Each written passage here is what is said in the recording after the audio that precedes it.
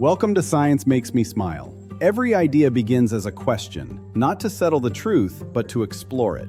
What we discover along the way depends on how deeply we're willing to think. I'm young Dr. JGC. Let's begin. In both science and medicine, there are moments when we reach the edge of what we understand.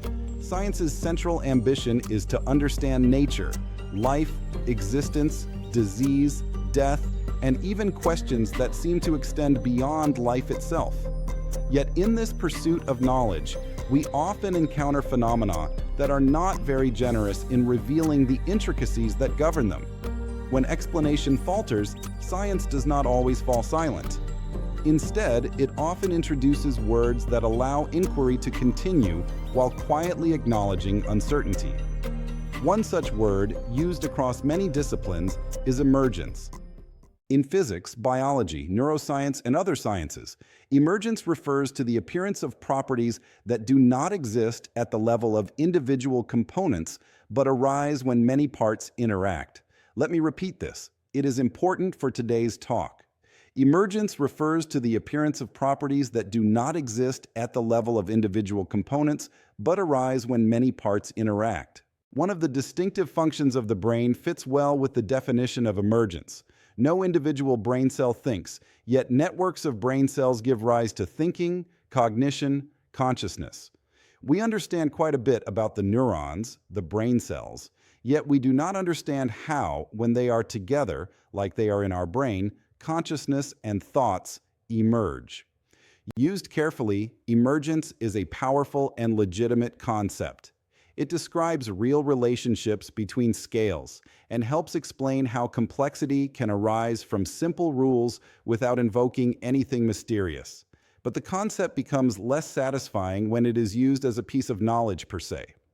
When we say that time emerges, or consciousness emerges, or order emerges from chaos, yet cannot specify how or under what conditions, the word risks becoming a label rather than an explanation.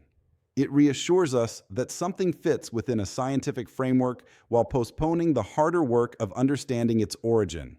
A similar situation exists in medicine. When physicians cannot identify the cause of a disease, they may describe it as idiopathic, literally, of unknown origin. This word does not explain the illness. It simply acknowledges that its cause is not yet known. Idiopathic conditions are real, diagnosable, and often deeply debilitating, yet their initiating trigger remains elusive.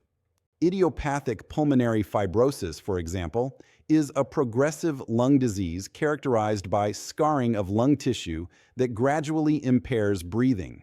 Medicine understands much about the biological processes involved, abnormal wound healing, fibroblast activity, and collagen deposition, yet no clear cause can be identified.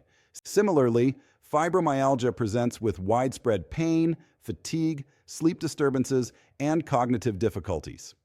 Despite growing evidence of altered pain processing and nervous system dysregulation, no single cause or unifying trigger has been established. Here again, idiopathic marks a boundary in knowledge, not a denial of reality. In this sense, emergence and idiopathic play parallel roles across disciplines. Both are honest terms. Both acknowledge the limits of current understanding, but both also carry a risk. When used uncritically, they can replace explanation with acceptance, curiosity with closure. They can begin to sound like answers when they are, in fact, signposts pointing toward unanswered questions. These words should not signal the end of inquiry. They should mark its beginning. They remind us that naming a mystery is not the same as explaining it, and that the most important scientific work often begins precisely where our vocabulary runs out. In the end, words like idiopathic and emergence are not failures of science. They are confessions of humility. They remind us that understanding is a process, but they also challenge us to remain uneasy with incomplete explanations. Science advances not by becoming comfortable with its limits, but by pressing against them, turning today's placeholders into tomorrow's insights. Every conversation leaves a trace, not of certainty, but of insight. What you do with it is up to you. I'm young Dr. JGC. Until next time. Comments, questions, suggestions are welcome. Please remember to like and subscribe. Science makes me smile.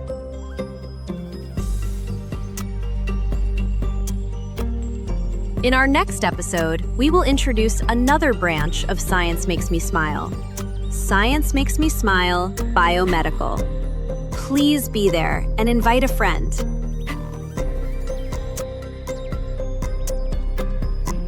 Contact sciencemakesmesmile@yahoo.com.